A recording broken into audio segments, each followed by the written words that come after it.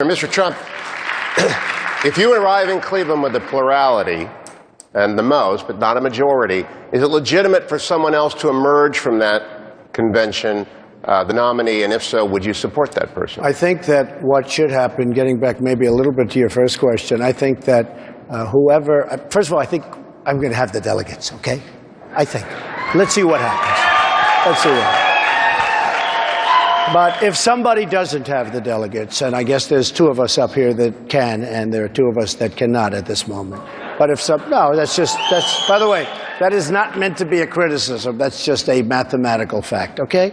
If two of us get up there, I would say this: if Marco, if the governor, if Ted had more votes than me in the form of delegates, I think whoever gets to that top position, as opposed to solving that artificial number that was set by somebody, which is a very random number, I think that whoever gets the most delegates should win. That's what I think. Senator Cruz, if you overtake Donald Trump at the convention, what will you do to take his very passionate supporters and keep them from bolting the convention and sabotaging the fall election? Well, look, there's some folks in Washington. Donald, you are welcome to be president of the Smithsonian. You know, there's some in Washington who are having fevered dreams of a brokered convention.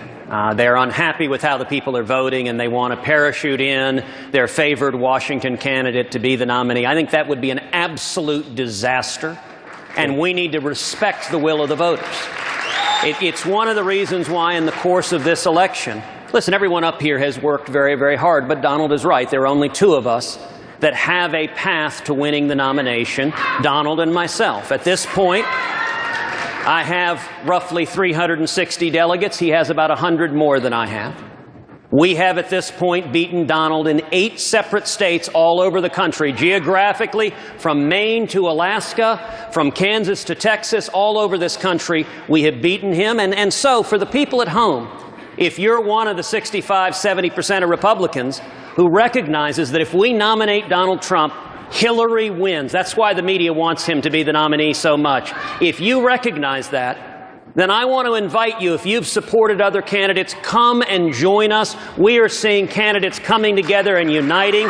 It's why Carly Fiorina endorsed me yesterday. It's why Mike Lee endorsed me today. I ask everyone to come together. Let's stand together and let's beat Hillary Clinton in November. Thank you, Mr. Trump. Then to Senator Rubio.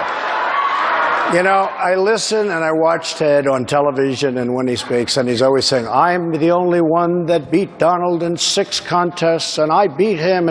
But I beat him in 13 contests. He never mentions that. And let me just tell you another little fact, little minor fact. I have about 1,600,000 votes during this primary season, more votes than Ted. The other thing is, I beat Hillary, and I will give you the list. I beat Hillary in many of the polls that have been taken, and each week I get better and better, and believe me, I haven't even started on her yet.